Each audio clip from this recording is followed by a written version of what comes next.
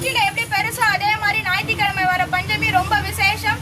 அன்னைக்கு வந்து ஈவினிங் வந்து அன்னைக்கான மத்தியானமே அபிஷேகங்கள்லாம் முடிஞ்சிடும்.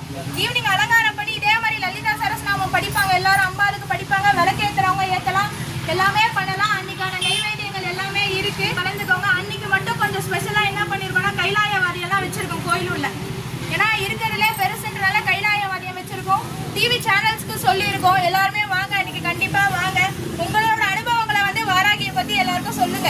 ஏன்னா அது வந்து ஒருத்தரோட நிக்கிறது கிடையாது இல்லையா. வாராகின்றது எல்லாருமே நினைப்பாங்க கோபக்கார சாமின்னு. அவ கோபக்கார சாமி கிடையாது. திருப்பி திருப்பி சொல்றேன், அவ வந்து சாந்த ஸ்வரூபி தான். ஏன்னா